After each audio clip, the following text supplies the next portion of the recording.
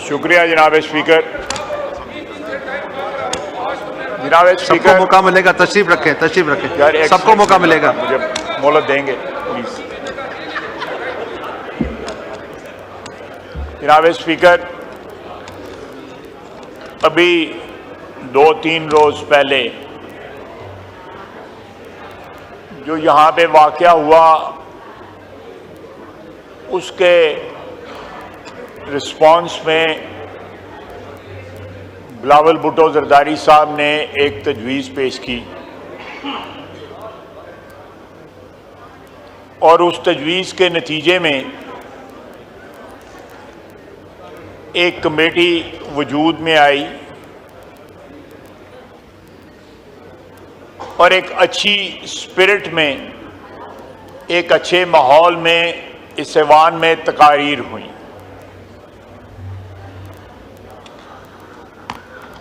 उस कमेटी के पहले इजलास में मैंने भी शिरकत की।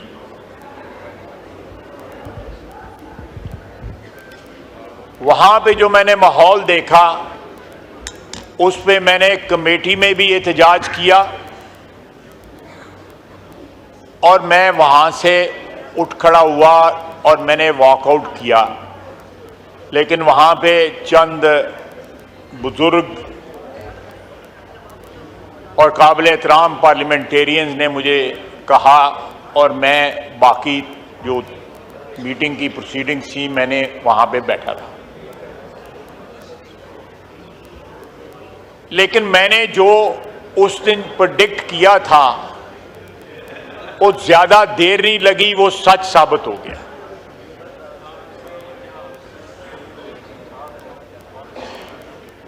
ये जो आज ट्वीट आया है ये उस तमाम माहौल को विशिएट करता है जो माहौल जनाब स्पीकर, जनाब डिप्टी स्पीकर आपने और स्पीकर साहब ने जो है उस माहौल को डेवलप करने की कोशिश की और उसमें सबने हिस्सा डाला। सरकारी पार्टी ने भी हिस्सा डाला, लेकिन उस तरह का रिस्पांस जो है नहीं मिला और पीटीआई के रैंक एंड फाइल की जो डेस्परेशन है वो इंतहा को पहुंच गई और ये ट्वीट जो आज आया है ये उसका सबसे बड़ा सबूत है।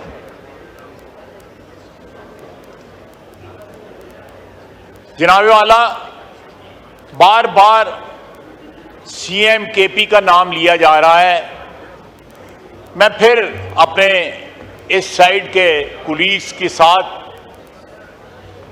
मैं फिर इनको रिक्वेस्ट करूंगा कि वो वहां जबरदस्ती नहीं गए हुए थे, वो 7-8 घंटे अपनी मर्जी से रहे हैं और मर्जी से उठ के आए हैं। बानी पीटीआई उनको अपने हाथ में रखना चाहते हैं क्योंकि उनको पता है कि उनके राब्ते हैं, बवक्ते जरूरत वो उन राब्तों को इस्तेमाल करना चाहते हैं। लेकिन साथ इस जो मैसेज उन्होंने ट्वीट के जरिए दिया है, ट्विटर पे दिया है, उसको भी जो है वो कायम रखना चाहते हैं। जनाब डिप्टी स्पीकर, ये एक दोगली पॉलिसी है, वो जो क्रेडिबिलिटी पहले तो उनकी कथित तौर पे नहीं है। अगर पिछले 2-3 रोज में कोई क्रेडिबिलिटी यहां पे बिल्टअप हुई है, एक माहौल पैदा हुआ है, वो सारे के सारे उस माहौल की इमारत जो है वो मिसमार होकर जमीन पे गिर पड़ी है। जनाब वाला, लीडर ऑफ अपोजिशन तकरीर कर रहे थे तो मुझे खुशगवार हैरत होती थी। जब नवाज शरीफ के साथ थे तब भी यही तकरीर करते थे, मुशर्रफ के साथ थे तब भी इतनी जोश के साथ तकरीर करते थे, किसी और पार्टी के साथ थे। मुझे ये आर्ट जो है मुझे भी कुछ सिखा दे कि मैं हर पार्टी के साथ मिल जाऊं और इसी तरह तकरीर करूं।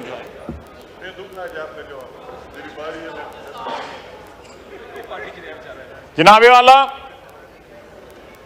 ये कमेटी जो है मैं दुख के साथ कह रहा हूं, इसका कोई जवाब अब बाकी नहीं रहता। जो अब माहौल जो है इस हाउस में क्रिएट हो गया हुआ है और उसका जिम्मेवार जो है वो वाहिद शख्स है वो बानी पीटीआई और ऑब्वियसली उसके फॉलोअर्स भी। जनाबे वाला, जो याया खान का रेफरेंस देने वाला, याया खान को आर्मी चीफ किसने बनाया था? अयूब खान ने बनाया था। उस जुर्म में वो भी शरीक थे कि एक ऐसे शख्स को आर्मी चीफ बनाया गया जिसने मुल्क तोड़ दिया। अगर उसकी मिसाल दी जाती है तो फिर उसकी मिसाल जो है वो जो है सादिक आती है। अयूब खान फील्ड मार्शल तो मैं नहीं कहूंगा, फील्ड मार्शल तो खुद बने थे, कमांडर इन चीफ जो थे उस वक्त आर्मी के, उन पे भी सादिक आती है। अल्लाह के फजल से ये मुल्क डिसइंटेग्रेट नहीं होगा, लेकिन इमरान खान जो खैबर पख्तूनख्वा में जो चीज, जिस आग को जलाने की कोशिश कर रहा है या उसको भड़का रहा है, वो जरूर बीज बोए जा रहे हैं कि एक जो है ऑप्शन इन लोगों के पास रहे कि कल जो है केपी में जाके खुदा न खास्ता ये अलहदगी की तारीख न चलाएं। और सारी जबान जो है उस दिन जलसे में जो बोली गई वो सारी की सारी एक अलहदगी पसंदों की जबान थी। अगर आप तारीख के झरोकों में जरा झांकें तो जिन लोगों ने भी इस मुल्क के हिस्से बखरे करने की बात की वो भी इतनी तल्ख जबान नहीं इस्तेमाल करते थे। आपने एक साथ वाले सूबे पंजाब के ऊपर, जिसमें अल्लाह के फजल से सारी कौमियतें बसती हैं, पंजाब ने अल्लाह के फजल से सारी कौमियतों को वेलकम किया है। यहां पे अल्लाह के फजल से कोई गैर महफूज नहीं है। इसी तरह सिंध है, कराची है, खैबर पख्तूनख्वा है, बलूचिस्तान में वाकयात होते हैं, लेकिन आप कोई सूबा जो है ये नहीं कहता कि हम लश्कर लेके जो है आप पे अब हमलावर होंगे। आपने जो मीडिया वाली बात जो थी उस पे अपोलोजाइज कर लिया, क्योंकि मीडिया की आपको जरूरत है। ये जो साहिबान, ख्वातीन और हज़रात जो बैठे हुए प्रेस गैलरी, इनकी आपको जरूरत है कि आपका नैरेटिव चाहे जितना भी ज्यादा एंटी पाकिस्तान हो उसको किसी ना किसी तरह जो है आगे बढ़ावा मिल सके। इसलिए आपने बाकी जो उस दिन चीफ मिनिस्टर केपी ने जो कुछ कहा, किसी बात पे पशेमानी या पछतावा या उसको बैक ट्रैक नहीं किया गया। वो पाकिस्तान की वहदत के खिलाफ था। जनाब वाला, ये हमने जब पीटीआई हुक्मरानी कर रही थी तो मौजूदा आर्मी चीफ उस वक्त DGISI रहे, उनको हटाया गया। बिलावल भुट्टो साहब ने सही कहा कि उन्होंने विसल ब्लो गई कि जनाबे वाला, आपकी वजीर आजम साहब, आपके घर में आपकी क्या कहते हैं सरपरस्ती में करप्शन हो रही है। करप्शन के सबूत दिए और बाद में वो करप्शन जो है सामने भी आई कि क्या क्या गुल खुलाते रहे।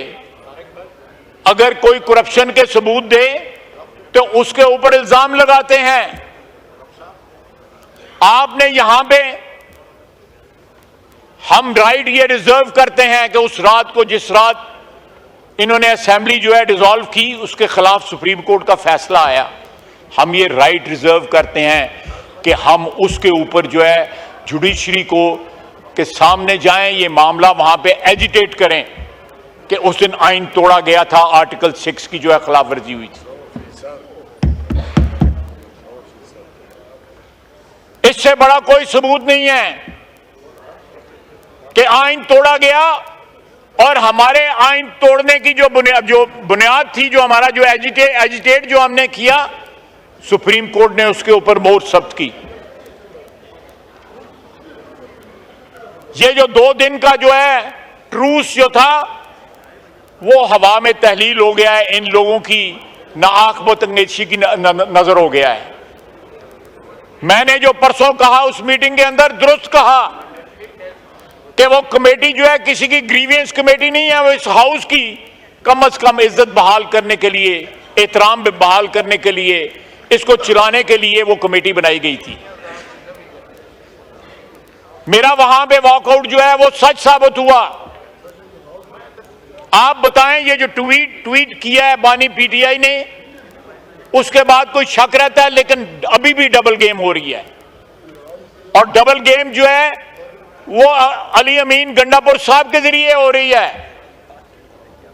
मुझे बताएं कि अगर एस्टेब्लिशमेंट के मुतालिक उनके ये ख्यालात हैं तो पिछले 1.5 साल से हमसे बात नहीं करते, बार बार कहते हैं एस्टेब्लिशमेंट जो है उनसे बात करूंगा। किबला उनका जो है वो पिंडी है, GHQ है। सियासी किबला तो ये होना चाहिए, ये हाउस होना चाहिए, ये पार्लियामेंट होनी चाहिए, ये कौमी असेंबली होनी चाहिए। अगर ये बातें जो आज उन्होंने ट्वीट में दर्ज की हैं, लिखी हैं, तो जनाब डिप्टी स्पीकर फिर एस्टैब्लिशमेंट से क्यों बात करना चाहते हैं? जनरल आसम मुनीर साहब एस्टैब्लिशमेंट के हेड हैं, उनके पांव गिरना चाहते हैं, फिर साथ ट्वीट भी करते हैं। सर, पाकिस्तान की सियासत में बड़ी बड़ी 2 नंबरी हुई है, इससे बड़ी 2 नंबरी कोई नहीं हुई। बड़ी बड़ी 2 नंबरी हुई है। मैं नहीं कहता कि पाकिस्तान की सियासत पाक साफ थी या पवित्र थी, हम लोगों से बेशुमार गलतियां हुई हैं। काजी फैज ईसा को इन्होंने निशाना बनाया। जनरल फैज साहब जो अंदर पता नहीं वो बानी पीटीआई के मतलब कैसे गाने गा रहे हैं।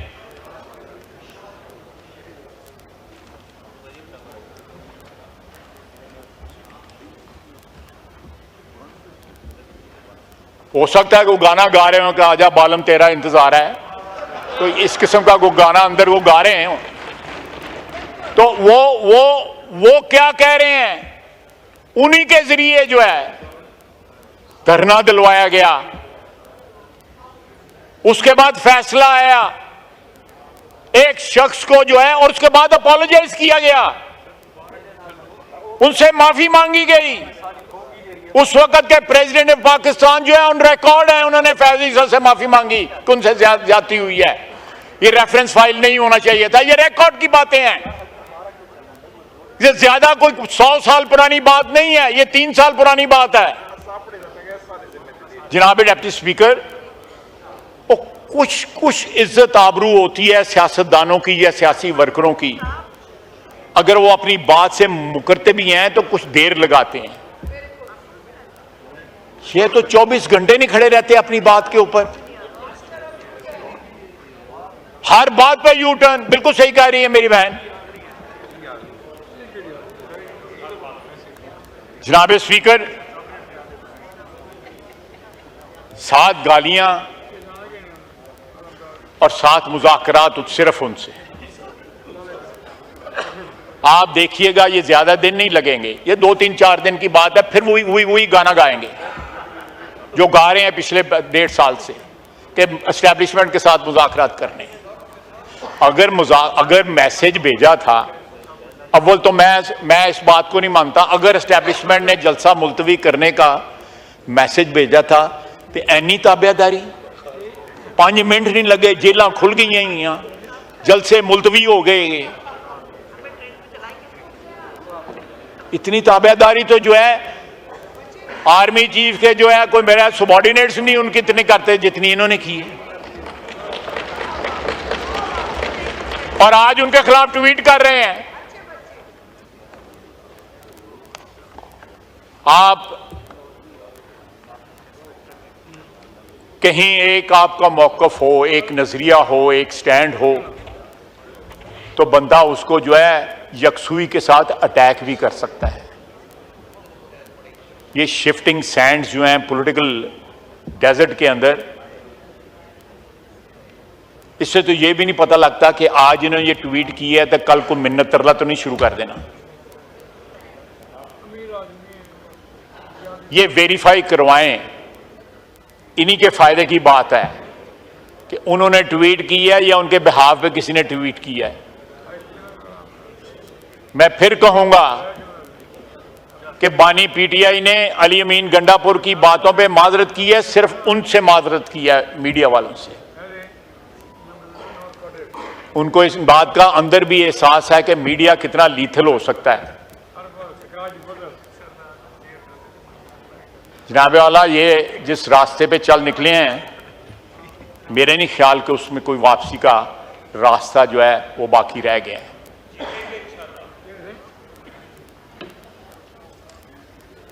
ख्वाहिशों पे तो कोई पाबंदी नहीं है, जो मर्जी के। ख्वाहिशों पे तो कोई पाबंदी नहीं है। मेरे ज़हन में एक मुहावरा आ रहा है, जरा थोड़ा सा गैर पार्लिमानी हो जाएगा तो मेरा रहने देता हूँ, रहने दें। लेकिन जनाब डिप्टी स्पीकर, ये भी अच्छा हुआ कि आपकी जो नेक नीयती थी, स्पीकर साहब की जो नेक नीयत थी, गुड इंटेंशंस थी,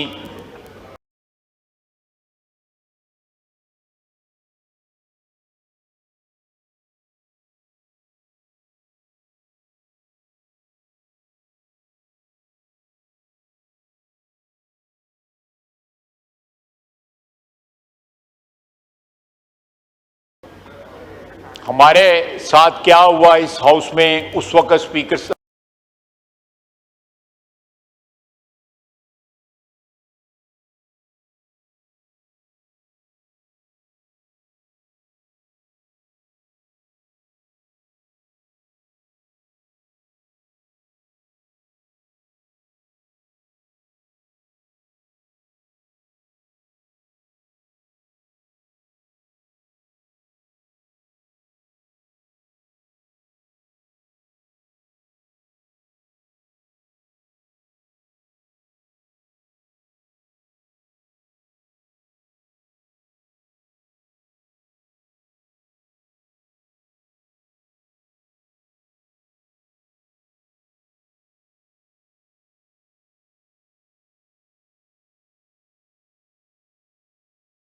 स्पीकर की चेयर ने किस तरह रिस्पांस दिया, उन्होंने कितने हमारे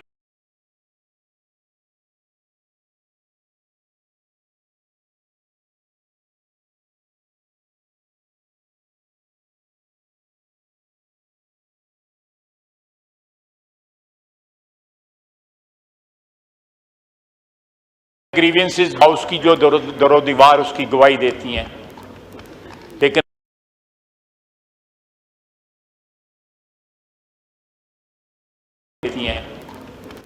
लेकिन 48 घंटे नहीं गुजरे, ये